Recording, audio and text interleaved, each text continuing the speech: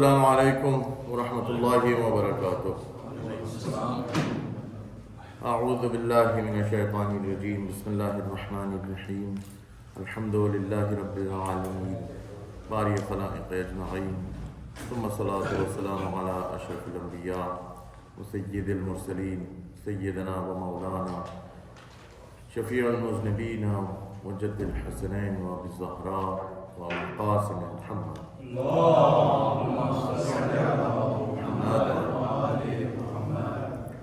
وعلى أهل بيته الطيبين الطاهرين المظلومين المعصومين الذين أذهب الله عنهم الرجس وطهرهم تطهيرا.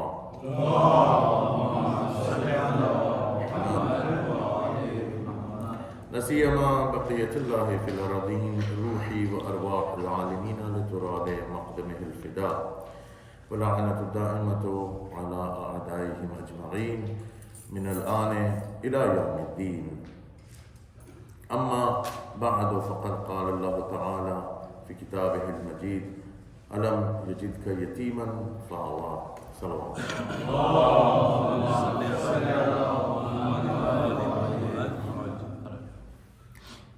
آج دوسری ذی القعدہ ہے اور یہ بہت ہی بابرکت مہینہ ہے جس کو اللہ تعالیٰ نے ماہ حرام کا نام دیا ہے۔ حرام سے مراد حرمت یعنی احترام، بہت محترم مہینہ ہے۔ اس مہینے کا آغاز پہلی حضرت سیدہ معصومہ سلام اللہ علیہا کی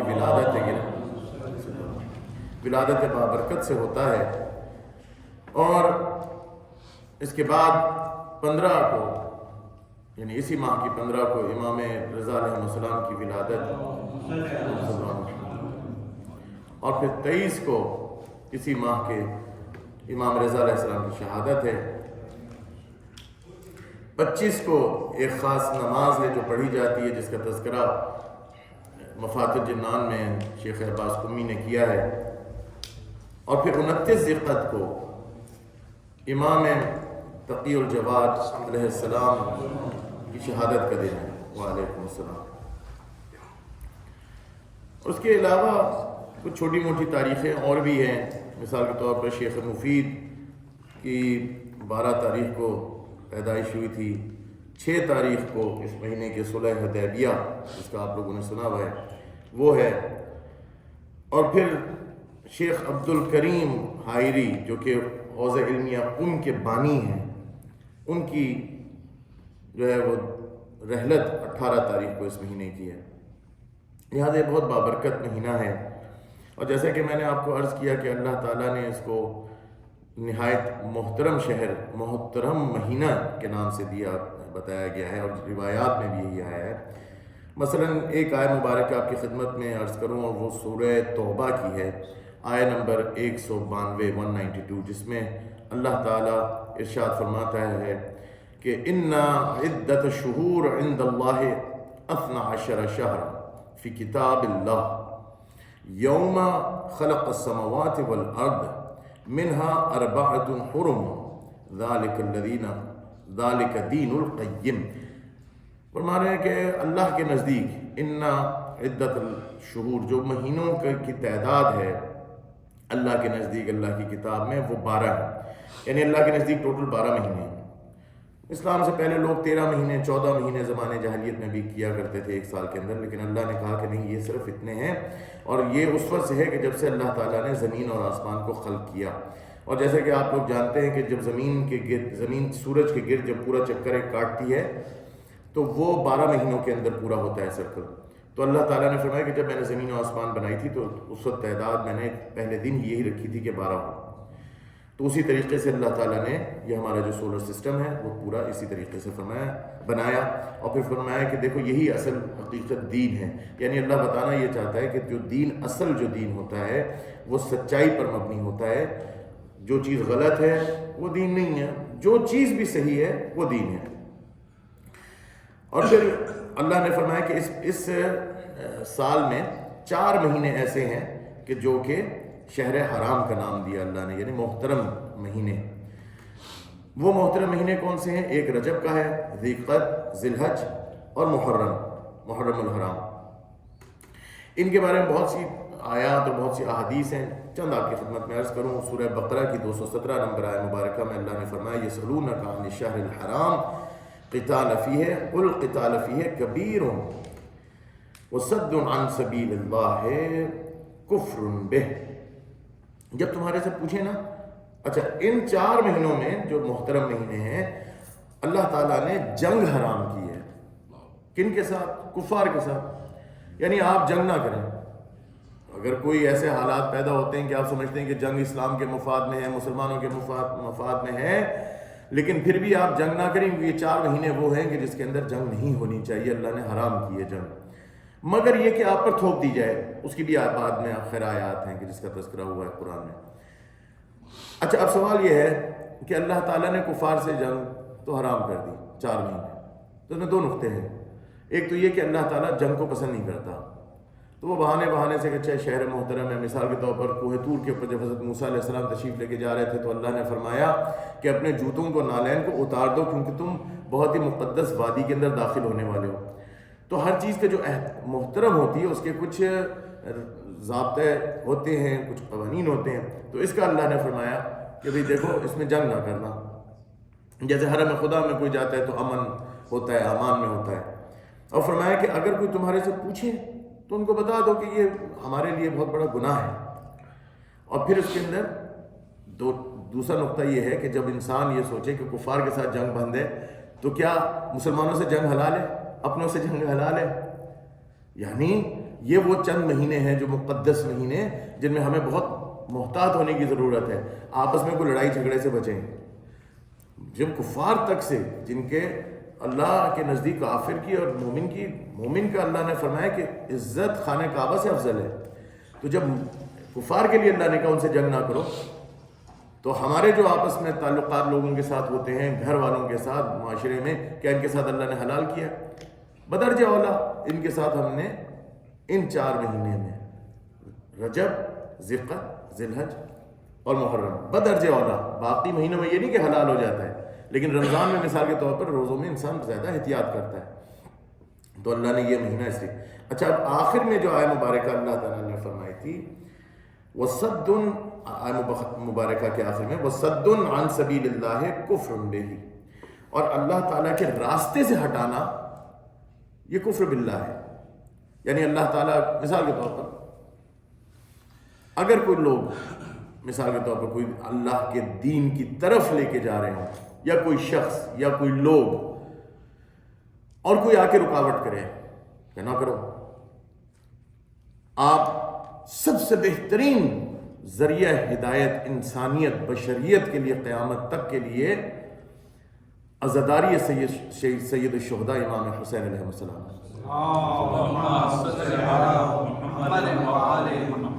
اور ہم دیکھتے ہیں پاکستان میں صبح و شام لوگ عزاداری کی مخالفت میں کھڑے ہوتے ہیں اور کہتے ہیں کہ ہم عزاداری نہیں ہونے دیں گے۔ شیعوں نے اگر اپنے گھر میں بھی کر رہے ہیں 4 دیواری کے اندر جہاں باہر آواز بھی نہیں آ رہی، لیکن ہم نہیں ہونے دیں گے، اور ان پہ پرچہ کٹواتے ہیں۔ جلوس شیعہ نکال رہے ہیں، ہم نہیں ہونے دیں گے۔ مشی کر رہے ہیں، انہوں نے شروع کر دی 40 پہ، ہم یہ نہیں ہونے دیں گے۔ کیوں نہیں ہونے دیں گے؟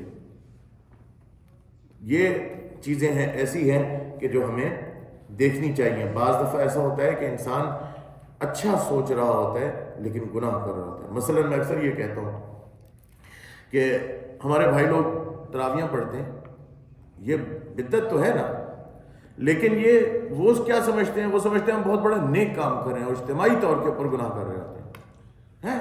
ایسا ہے۔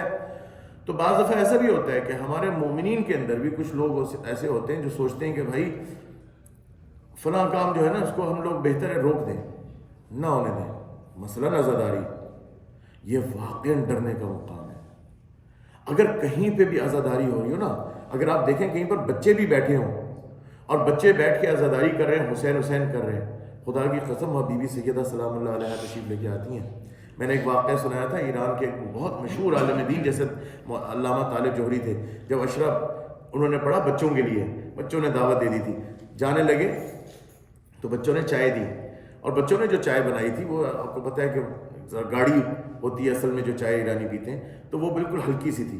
انہوں نے ایک سپ لیا، دیکھا بہت ہی ہلکی ہے، پھینک دیا. تو بچوں نے کہا شیخ ہم نے جو چائے بنائی تھی آپ نے پی نہیں؟ انہوں نے کہا پی لی جو پینی تھی. تشریف لے کے گئے تو خواب میں حضرت زہرا سلام اللہ علیہ کی اللہم صلی علی بیوی کی زیارت ہوئی. بیوی نے فرمایا شیخ تم اتنے بڑے ہو گئے، میں اپنے ہاتھوں سے چائے بنا کے تمہارے لیے لائی اور تم نے نہیں پی. لہٰذا عزاداری ہے سید الشہداء، یقین کریں ڈرنے کا مقام ہے. اگر بچے بھی بیٹھ کے کہیں پر حسین حسین کر رہے ہو نا، یہ نہ کہ بچوں اٹھو اٹھو چلو چلو چلو یہاں سے جاؤ، کیا شور میں چائے ہے نا. عزاداری بہت مقدس چیز ہے. صلوات محمد و آل محمد.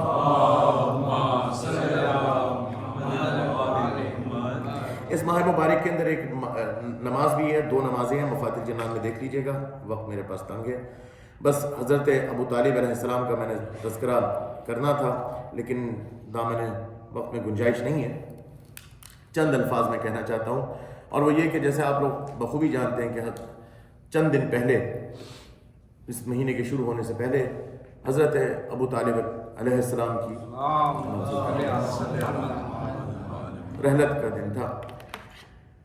تو حضرت ابو طالب علیہ السلام وہ شخصیت ہیں جنہوں نے بشریت کو اپنے گھر سے اسلام دیا. یہ وہ ہستی ہیں کہ جب اسلام کا آغاز ہوتا ہے تو ان کے گھر سے ہوتا ہے، اور اسلام کی جب بقا کی بات آئی تب بھی حضرت ابو طالب کی اولاد ہی کام آئی. ہر شخص جانتا ہے کہ جو لوگ حضرت ابو طالب علیہ السلام کے بارے میں غلط باتیں کرتے ہیں تو ان کو یہ معلوم ہونا چاہیے کہ نکاح پڑھانے والی ذات حضرت محمد مصطفیٰ صلی اللہ علیہ وآلہ وسلم رسول اللہ، اور حضرت بی بی خدیجہ الکبریٰ سلام اللہ علیہ کے نکاح پڑھانے والے حضرت ابو طالب علیہ السلام تھے. یہ سب جانتے ہیں. تو اگر آپ ان کے بارے میں یہ کہیں کہ ان کے ایمان کے بارے میں بات اگر زبان درازی کریں تو یہ سمجھ لو کہ اگر یہ سنت نبی ہو گئی کہ غیر مسلم سے نکاح پڑھانا رسول کی سنت ہو جاتی ہے تو پھر اپنا نکاح غیر مسلم سے پڑھایا کرو. اللہ تعالیٰ نے اسی لیے نکاح پڑھوا دیا تھا. چند چیزیں خدا نے ایسی رکھ دیں. پہلا، اسلام کا جو پیغام ہے وہ ان کے گھر سے دعوت ذوالعشیرہ، وہاں سے آغاز ہو رہا ہے. اسلام کو بچانے والے، رسول اللہ کی محافظت کرنے والے، رحمت للعالمین، عالمین کو رحمت للعالمین پال کے دینے والے ابو طالب ہیں. سبحان اللہ. اور حضرت ابو طالب علیہ السلام نے جب نکاح پڑھایا تو یہ آپ کو میں عرض کروں کہ حضرت ابو طالب نے اپنی جیب سے مہر دیا تھا، کسی اور نے نہیں دیا. رسول اللہ صلی اللہ علیہ وآلہ وسلم نے نہیں دیا تھا. حضرت ابو طالب باپ کی طرح تھے، پالتے تھے. 20 اونٹنیاں دی تھیں اور بہت کچھ دیا تھا. تو وہ حضرت ابو طالب جو اپنی جیب سے مہر دے رہے ہیں. اہل سنت کے پاس ایک روایت موجود ہے، معتبر روایت. کیا کہتے ہیں اہل سنت؟ کہتے ہیں کہ رسول اللہ صلی اللہ علیہ وآلہ وسلم جب معراج میں تشریف لے کے گئے تو ان کو بتایا کہ حضرت جبرائیل علیہ السلام نے بتایا کہ حضرت آدم اور بی بی حوا کا جب نکاح ہوا تھا تو حضرت آدم علیہ السلام نے سوال کیا کہ اللہ ہمارا مہر کیا ہوگا؟ تو اللہ نے یہ فرمایا کہ محمد مصطفیٰ صلی اللہ علیہ وآلہ وسلم اور ان کی آل پر درود بھیج دو، یہی تمہارا مہر ہوگا.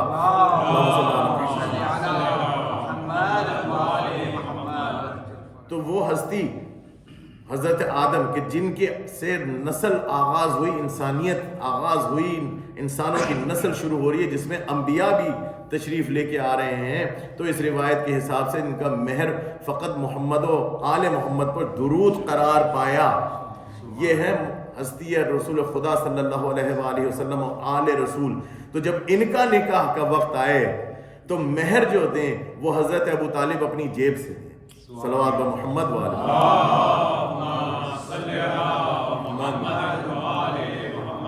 بسم اللہ الرحمن الرحیم. والعصر ان الانسان لفی خسر الا الذین آمنوا وعملوا الصالحات وتواصوا بالحق وتواصوا بالصبر. اللهم صل علی محمد وآل محمد. اللهم صل علی محمد وآل محمد. اللهم صل علی محمد وآل محمد. اعوذ باللہ من الشیطان الرجیم. بسم اللہ الرحمن الرحیم. وبہ نستعین انہ خیر ناصر ومعین. وصلى الله على محمد حبيب الله وأبي الزهراء أبي القاسم محمد. اللهم صل على محمد وآل محمد. لا سيما أمير المؤمنين علي بن أبي طالب. اللهم صل على محمد وآل محمد. وفاطمة الزهراء سيدة نساء العالمين. اللهم صل على محمد وآل محمد. والحسن والحسين سيد شباب أهل الجنة. اللهم صل على محمد وآل محمد. وعلي بن الحسين ومحمد بن علي وجعفر بن محمد وموسى بن جعفر وعلي بن موسى ومحمد بن علي وعلي بن محمد والحسن بن علي والحجة بن الحسن صلوات الله وسلامه عليه. وعجل الله تعالى فرجه الشريف. اللهم عجل لوليك الفرج بأبي أنت وأمي يا بقية الله. أما بعد أوصيكم بعباد الله وتقوى الله. اللهم انطقني بالهدى والهمني بالتقوى. صلوات. اللهم صل على محمد وآل محمد. I'd like to recite a hadith, and it is, by the way, from a renowned scholar of Ahl Sunnah who has quoted it, and he has said that it is authentic, and his name is Abu Bakr Isfahani, Hafiz Abu Bakr Isfahani. He says that when Rasulullah sallallahu alaihi wasallam went for Mi'raj, he saw that on the gateway of the heaven was written the names of a few personalities. What it exactly said was the thing that was written right on the doorstep of the heavens. It said, La ilaha illallah Muhammad Habibullah Aliyun Waliyullah Fatimatu Amatullah Al-Hasan wal-Hussain Safatullah. Aliyun Waliyullah, everybody understands up to there. And then Fatimatu Amatullah. Fatima is the most pious and righteous ladies for Allah subhanahu wa ta'ala, and Hassan wal Hussain are the chosen personalities of Allah subhanahu wa ta'ala. Now, I do not need to say that if the names of these personalities are written right on the door of the heavens, it only stands to prove that it is the house of Ahlul Bayt alayhimus salam. That place belongs to Ahlul Bayt alayhimus salam. And nobody has to write their names on somebody else's house's door, right? So it only stands to prove that it is the door of the heavens, and that place, the paradise, is the house of Ahlul Bayt, and it solely and wholly belongs to Ahlul Bayt alayhimus salam. There are certain personalities of Ahlul Bayt alayhimus salam who are not from, let's say, from the Ma'asumeen, the 14 Ma'asumeen, but they are like the 14 Ma'asumeen. And one of them is Hazrat Ma'asuma Salamullah alayha, the daughter of Imam Musa ibn Ja'far alayhi salam, who's buried in Qum. And if you need to understand the virtues of this lady, I'll relate one, I'll tell you a little story about Ayatullah al-Uzma Mar'ashi Najafi.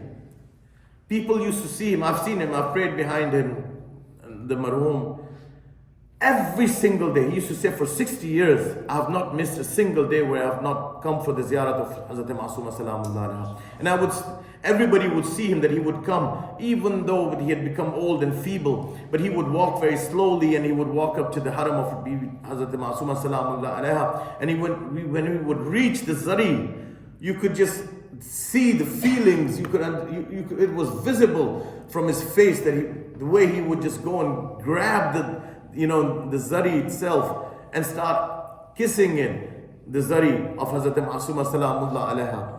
The love that he had, the intensity of the love that he had for Hazrat Ma'asuma was visible. And likewise, all other maraji, Imam Khomeini, Ayatullah Uzma Gul Paigani, Ayatullah Iraqi, Ayatullah Behjat, Ayatullah Wahid Khurasani, All of these Maraji, whenever they would come, they would say that, it is because of Hazrat Ma'asuma Salamullah Alaiha that we've come and become marje from this Hawza Ilmiya. This Hawza Ilmiya Qum is because of Sayyida Ma'asuma Salamullah Alaiha. And Ayatollah Marishi Najafi, do you know why his family moved to Qum? They moved to Qum for a simple reason. In the dreams of his father, Ayatollah Marishi Najafi's father, he used to quote, he used to say that, my father used to go to the haram of Amir al-Mu'mineen Ali ibn Abi Talib alayhi salam, and used to cry overnight, and used to say, Ya Ali, I need to know where the grave of my mother Fatima Zahra Salamullah Alaiha is, so I can go and do the ziyarah. It is not known, and Al-Bayt have not told us where her grave is. Amir al-Mu'mineen comes in his dream, and he says, what do you want? He says, I want to know where the grave of my mother Hazrat Fatima Zahra Salamullah Alaiha is, so I can go and do the ziyarah. Amir al-Mu'mineen alayhi salam says, do you want me to go against the will of Hazrat Zahra Salamullah Alaiha? She had forbidden me to tell anyone else about the grave of Fatima Zahra. Therefore, I cannot tell you where it is. And then Ayatullah's father asked him, by the way, he was also a very renowned scholar and an alim. He asked him, Amir al-Mu'mineen alayhi salam, he says, but when we need to do the ziyarah of Hazrat Fatima Zahra Salamullah Alaiha, where do we go?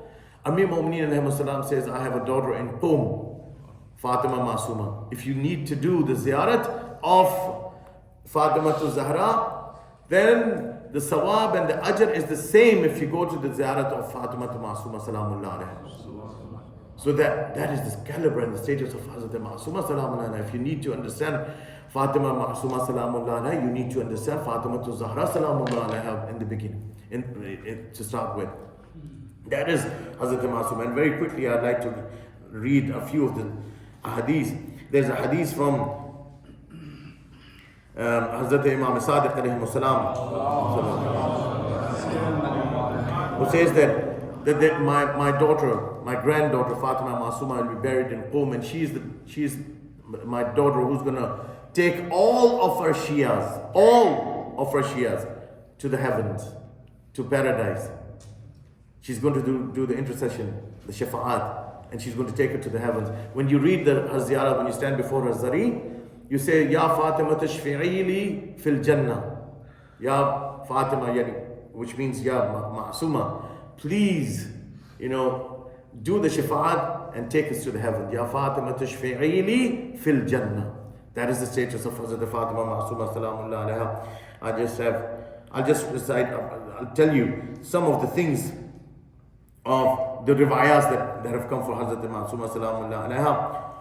It says that even before her birth, Rasulullah sallallahu alaihi wasallam had talked about her birth, and Imam Sadiq alayhi salam had talked about the birth of Hazrat Ma'asuma Salamullah Alaiha, and it only happens for prophets or Ma'asumin alayhi salam. And then her place, it says, for example, Man zara al-ma'asuma biqum kaman zarani. Imam Sadiq alayhi salam said, Imam Musa ibn Ja'far alayhi salam said, Imam Raza alayhi salam said, all three of them said that whoever goes to the pilgrimage and does the ziyarat of Ma'asuma, it is the same as doing my own ziyarah of Ahlul Bayt.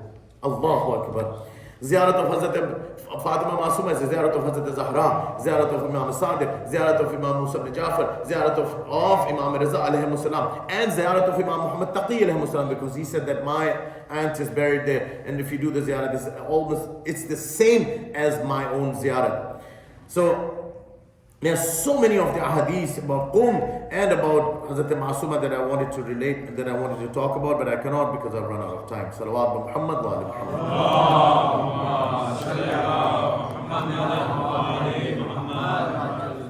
Bismillahir Rahmanir Rahim. Qul huwallahu ahad, Allahu samad, lam yalid wa lam yulad wa lam yakul lahu kufuwan ahad.